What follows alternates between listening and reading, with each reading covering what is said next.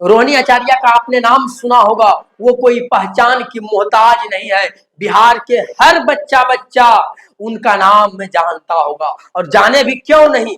उन्होंने जो काम किया है वो पूरा बिहार ही नहीं, देश ही नहीं, पूरे विश्व में एक अलग पहचान बनाई है।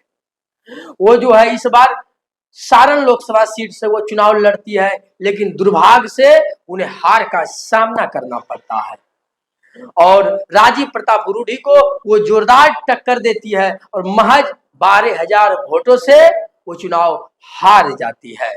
लेकिन लोकसभा सीट हारने के बाद भी वो जो है संसद पहुंचने वाली है। जी हाँ, संसद पहुंचने वाली है। पाटलिपुत्र लोकसभा सीट से मीसा भारती सांसद बन जाती है, और मीसा भारती पाटलिपुत्र लोकसभा सीट से पहले वो राज्यसभा की सांसद थी। तो जैसे वो पाटलिपुत्र लोकसभा सीट से सांसद बनती है तो राज्यसभा से वो इस्तीफा दे देती है, और इस तरह आरजेडी के कोटे से राज्यसभा का एक सीट खाली हो जाता है। लेकिन अब सवाल उठता है कि आरजेडी के पास उतना संख्या बल है कि दोबारा जो है आरजेडी अपने कोटे से राज्यसभा भेज दे, तो इसका जवाब है नहीं। तो आप सोच रहे होंगे कि आरजेडी के पास उतना संख्या बल नहीं है कि आरजेडी अपने कोटे से राज्यसभा संसद कोई पहुंचा दे। तो अब सवाल उठ रहा है कि रोहिणी आचार्य कैसे संसद पहुंचेगी, तो मैं आपको बताऊंगा।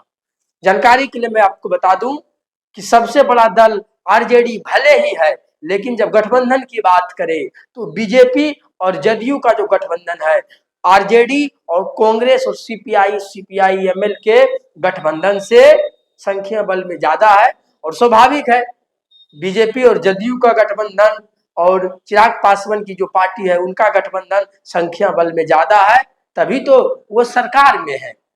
और राज्यसभा में ऐसा कोई भी नियम नहीं है कि जिस पार्टी का सांसद इस्तीफा देगा उसी पार्टी का सांसद फिर दोबारा चुन कर जाएगा। ऐसा कोई भी प्रावधान नहीं है। जिसकी संख्या बल ज्यादा रहेगी उसी का कैंडिडेट जीतेगा, और संख्या बल के आधार पर जदयू और बीजेपी का संख्या बल ज्यादा है तो जितना तो जो है स्वाभाविक बीजेपी और जदयू का जो कैंडिडेट होगा वो जीतेगा। लेकिन अब हम आपको जो है इसके पीछे पूरी कहानी बताएंगे, जिससे रोहिणी आचार्य राज्यसभा जाने का रास्ता बिल्कुल साफ हो गया है। जी हाँ, हम बात कर रहे हैं रोहिणी आचार्य की। आपको मैं बता दूं कि बिहार में राज्यसभा की 2 सीटें खाली हुई है। एक जदयू के तरफ से दिवेश चंद्र ठाकुर, जी हाँ दिवेश चंद्र ठाकुर इससे पहले सीतामढ़ी से इस बार वो जो है सांसद बने हैं, लेकिन इससे पहले वो राज्यसभा का सांसद थे।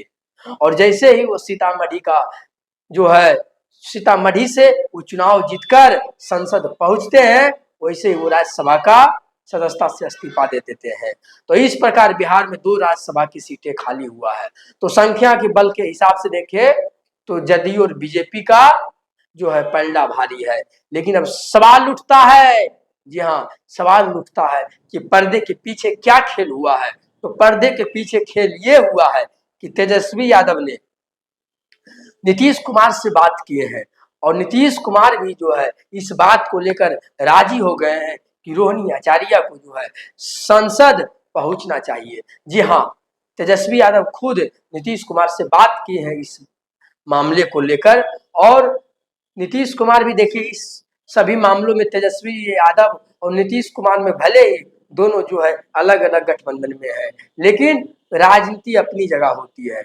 और नीतीश कुमार भी ये बात अच्छी तरह से जान रहे हैं कि राजनीति में कोई अच्छा परमानेंट दोस्त और परमानेंट दुश्मन नहीं होता है। समय और सहूलियत के हिसाब से दोस्त और दुश्मन बदलते रहते हैं। नीतीश कुमार भी ये बात अच्छी तरह से जान रहे हैं कि जो केंद्र में सरकार है वर्तमान समय में, वो जो है बहुमत में अपने दम पर बीजेपी नहीं है। महाराष्ट्र और हरियाणा में विधानसभा के चुनाव समाप्त होने दीजिए, पूरा देश का राजनीति जो है वो बदल के रख जाएगा।